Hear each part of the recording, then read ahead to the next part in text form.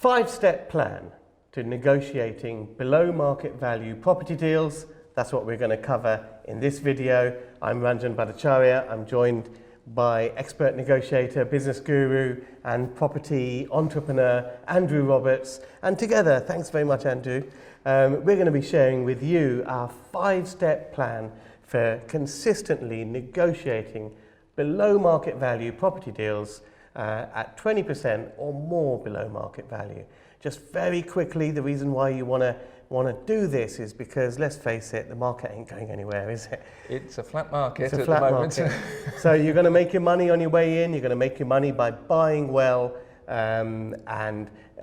because that is where you're going to make your profit. So 5-step plan, that's all coming up. If you're new to this channel, we're dedicated to helping you become more successful in property. Subscribe, hit the bell icon. We release new content every week. So do that right now. If you like our 5-step plan, comment. If it's worked for you, tell us in the comments below, but let's get on with it. So step 1, I guess, is the initial contact. The initial contact when the vendor, the seller, makes contact with you and says, hey, I've got a property to sell.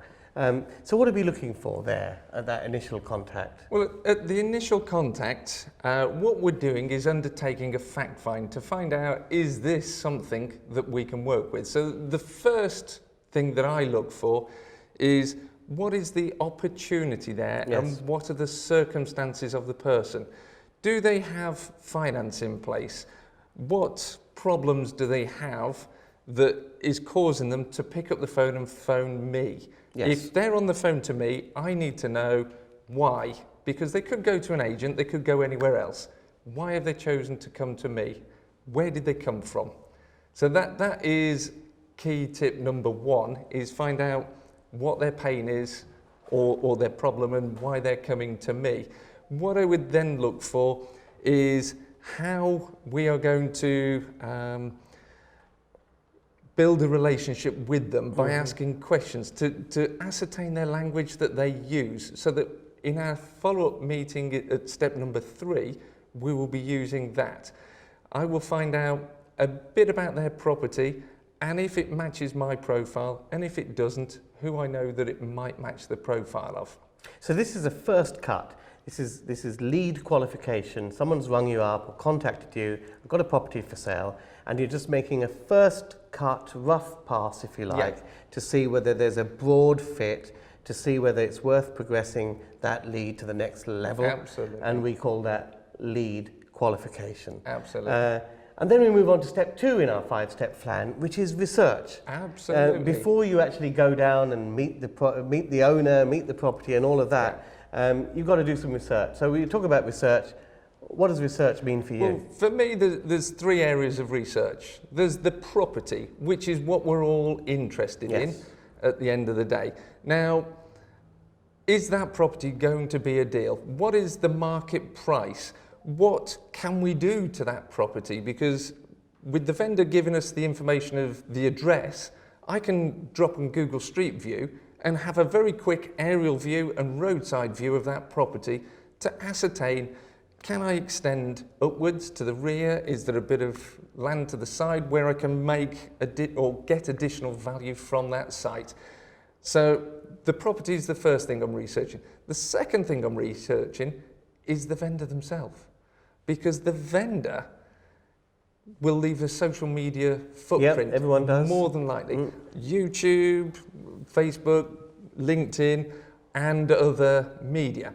Now, what I'm looking for in my research there is to shortcut in stage 3 the rapport building process by understanding the language that they use, but also teasing out things that they might have put on social media. Damn, the partner I'm married to has been unfaithful, we're splitting up and we're going our separate ways. So I can feel a pain automatically to probe when I'm there at the stage 3 meeting. So that is the next thing I'm looking at. And step 3 that I'm looking at... Sorry, before we get to step 3, Yeah. we just finished off a couple of things about step 2, which is the research phase. So we're looking at profiling them. We're looking at building a picture of who the vendor is, and teasing out any clues that they've left behind as to their motivation. We're also doing some research on the property itself. So what do we feel the market value is? I mean, before we can aim to buy below market value, we need to know what market value is. So that is where we're looking at what can we use this property for? Yes. Can it be converted to something else? HMO, service accommodation. If it's commercial, can we convert it to resi? Is there land to the side? Can we go up? Can we go down? Can we build something on the side? Where can I get value from this? Yes. But also, what are the market comparables in the area? So I'm looking for as many market comparables, recently sold, and trend data. But that's kind of two steps, isn't it? Because we're always looking at market value in its current state. Yes. And then we're looking at valuing added potential. Absolutely. And how much it will cost to realise that added potential, of course. So we've got all that, and they're as we've discussed, the best way to find market values through comparables. There's plenty of information on sites like Zoopla and Rightmove, and it's about looking at properties which have sold as opposed to properties on the market. That's it. And I use the Property B tool as well, which gives you information if it is on market or properties that are on market about changes that have happened to it. Yes. And when you're researching the property, check out the planning permission site on your local council. That's it. To see what the planning history is. Also, whether it's a conservation area or whether there's an Article 4 direction in that area, because that may affect your rights to do certain things like HMOs or build extensions. My office has an Article 4. I need planning permission to change the colour of the paint because it's a conservation area. So it's not an Article 4 HMO restriction, it's an Article 4 with regards to the frontage of the properties. Yes, I mean, Article 4 is basically a restriction from the national rules. Correct. And they are different Article 4s in effect in all areas. So that needs to be checked. So we've done our research, we've figured out some facts about the property, we've figured out as much as we can about the vendor, and as well as social media, it's always worth looking at Companies House, seeing whether they're director of a company, what sort of figures they're pulling in. It also has the date of birth of company directors, so that's useful to ascertain what stage of life they're at. So you've done your research, step 2. Step 3 is the first visit. Absolutely. You're trotting down there, boots on the ground, rat-a-tat-tat on the door, and when the door opens, I mean, you've got to build rapport. You've got to build rapport. That is the key thing. So what we always do is we take 2 people when we negotiate. The reason for 2 people is sometimes people will love you or hate you. Therefore, if there's 2 of you and you contrast each other, they will like one or the other of you. Second thing is building rapport. You can often just walk in and they've got Man United dice on the car rear view mirror, or there's something in the house, a dog, and you immediately start to build rapport around what they do. Also, because you've stalked them on social media, you've learnt their language pattern. People see things, they hear things, they feel things. And if you use their language pattern that they use, it helps to shortcut the rapport cycle down, and reading the body language as well. And people don't realise that, like if you meet someone in a coffee shop, you're meeting them in a neutral venue, you don't really have much to build rapport on. When you go into someone's house and you go into their front room, just one glance at the bookshelf, at the record collection, photographs of family, whether there's a dog there. There's so many things where I've been into properties, I've seen Star Trek posters, I'm a Star Trek fan. Holiday photos. I've seen cockapoos, I love dogs. You just have to build rapport. Absolutely. To start that conversation. And the purpose of the rapport, of course, is to then open them up. So by asking them, do you mind if I ask some questions, you begin to get permission to open them up to ask probing questions. Yes. So that you can identify problems that they may have. Because what we're looking for is some circumstances in their situation. They might need to sell fast. They might need certainty in sale. They might have a perceived problem in that they feel they need a planning permission to do something, or they don't like the fact that next door's doing an extension and just wouldn't planning permission. So there's all sorts of circumstances that give you an opportunity to negotiate on a deal and get favourable terms in your favour by understanding their circumstances. Yes, absolutely. So, okay, so you've gone in there, you started to build a rapport. Obviously, you want to go through the know, trust, like sequence with the folks. You're taking in two people, if you can. One person's perhaps staying quiet, one person and much more receptive, one person's doing more of the talking. One will be asking the questions, and what the other one tends to do is listen, make notes, or come up with, did I just hear you right? So qualifying and probing an area if an answer hasn't come back sufficiently detailed.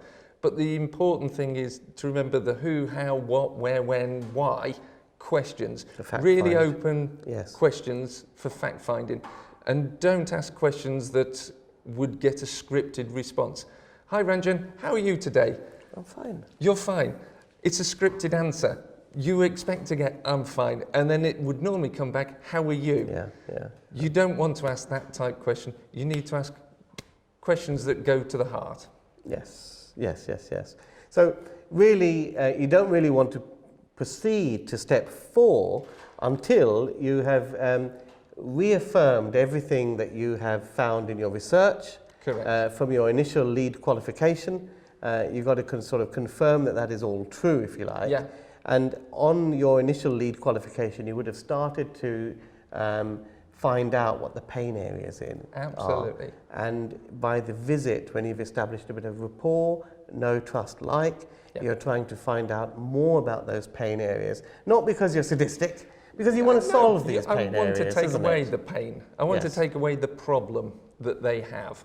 And generally speaking, at this stage, stage 4 is what we call the offer stage. Yes, stage 4, step 4 in the plan is the offer, yes. No problem, no, it's a very, very smooth transition. So just to recap, you got the step 1, the initial contact.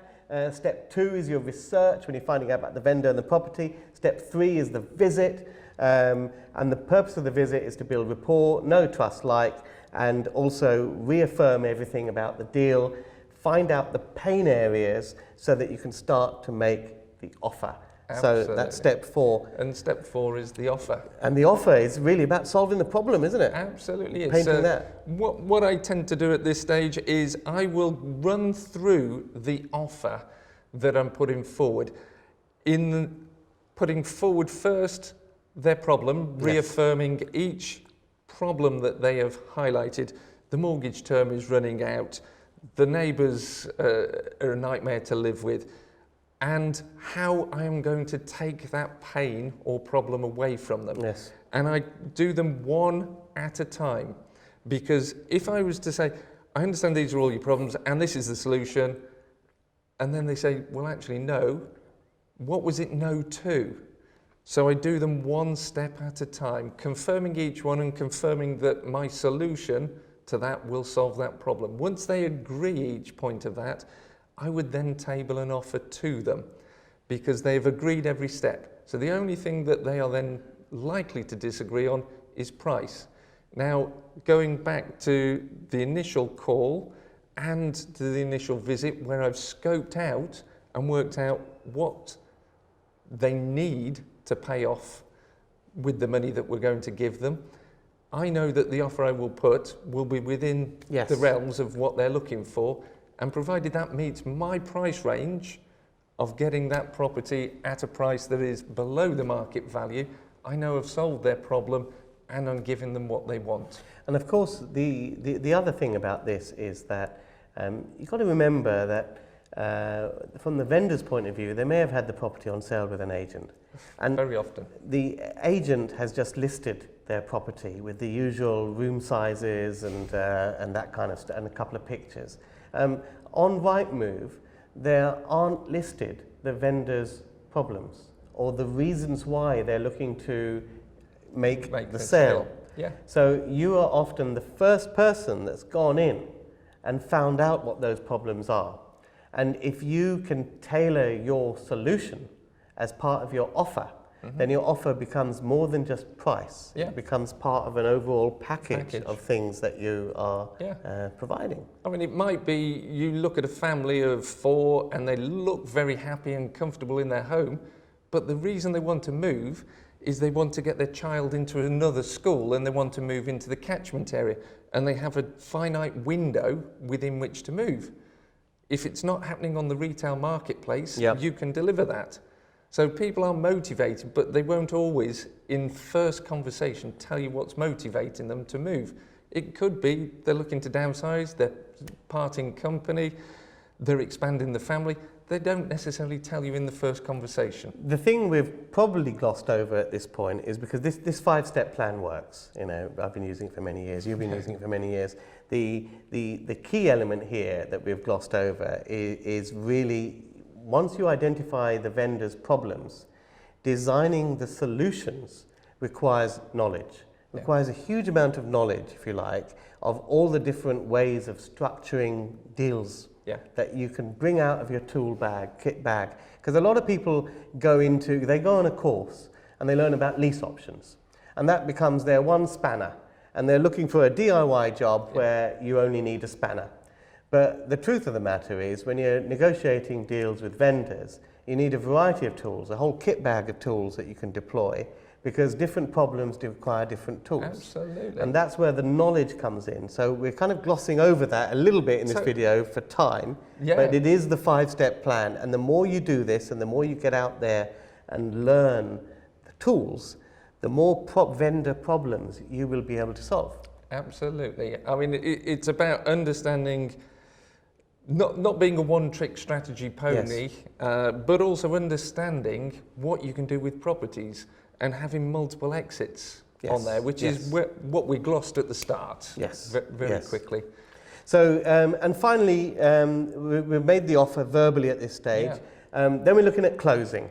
So the first step in closing, of course, is to confirm that offer in writing. You know, we've got to confirm that offer in writing. But what do you feel are the key elements of actually sort of closing that deal, getting to yes? Yeah, well, getting to the yes. I mean, the first thing is, because you've run through every step of their problem and you've confirmed how you are solving that problem, when you put the price to them, the price should not be an objection because you've already filtered that out.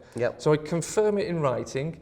I define a time period that offer is open for. That creates a sense of urgency with them, but also fits the urgency of their time scale as well. That way I can move on to another transaction without being tied up in this one mentally or physically for too long, because it's about doing deals and it's not about getting tied into something for too long. So that would be the first thing I'd do. I would also be looking at how they're responding to that offer.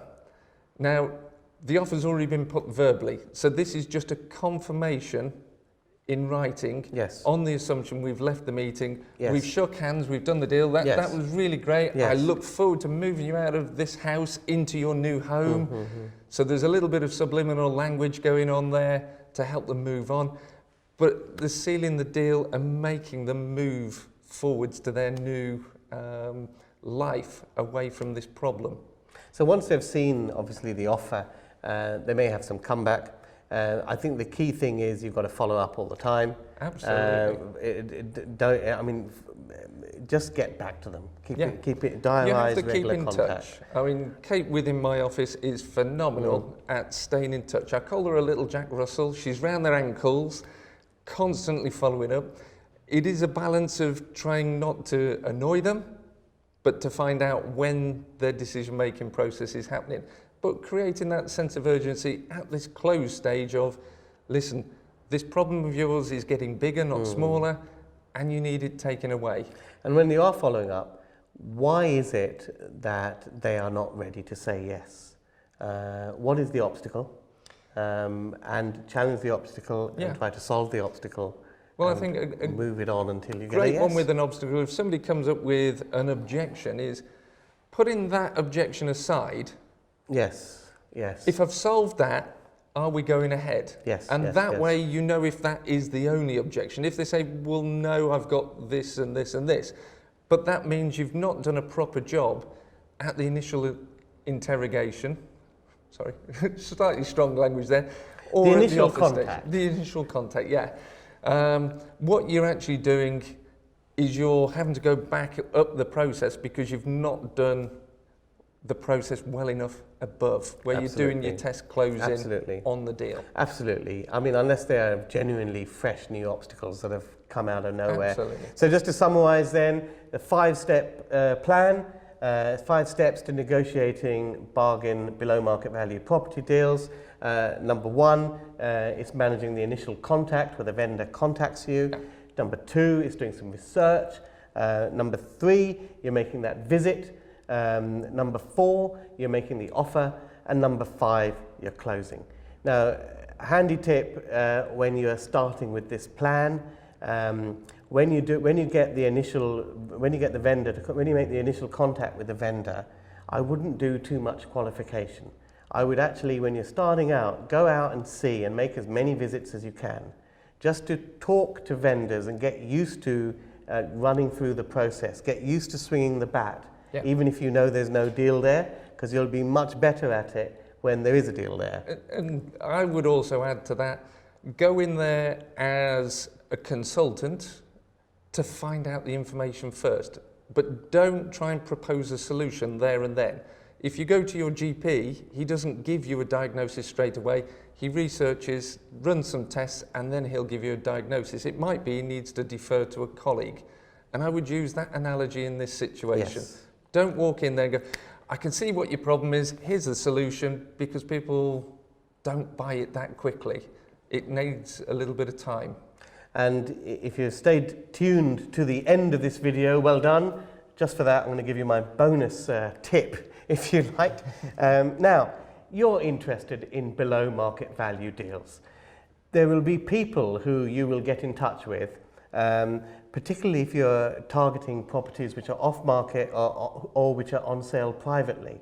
And they will be not looking at selling below market value, they'll be looking at achieving market value because they aren't motivated. Now, you may not be interested in them, but guess who is interested in leads of vendors who want to sell at market value? Your local estate agent. If you start to have a relationship, a trade relationship Yes. with your estate agent, where you are passing over your waste product, in other words, vendors who contact you want to sell at market value, then you can say to them, look, you can say to your vendor, I can't help you on this occasion, but Frank at XYZ and Sons is your best person to help you. I can get him to contact you. Would you like that? Absolutely. And then guess what? When Frank has a deal, who is he going to call? So what happens with this whole process is that all leads are not wasted. No, absolutely. Somebody somewhere will use that lead. Yes. It may not be you. I mean, investment criteria, some people go, I work on a 20% ROI, some on a 30%. So it might not work for you, but it might work for somebody else. And the next thing, of course, is why we're wearing these green hats. Well, this is a trademark of Andrew. Andrew runs the Great Property Meet. The link's down in the description below. It's based in Rugby, meets every month. And you'll find that they wear hats and all sorts of zany stuff, as well as being a fantastic property community meet that you want to be at. Hope you enjoyed this video. Please share your comments in the comments box. If you enjoyed this video, hit the like button. If you're not a subscriber, what are you waiting for? Subscribe, hit the bell icon. As soon as we upload, we'll let you know. And enjoy these. They're all dedicated to helping you be more successful in property. Happy investing.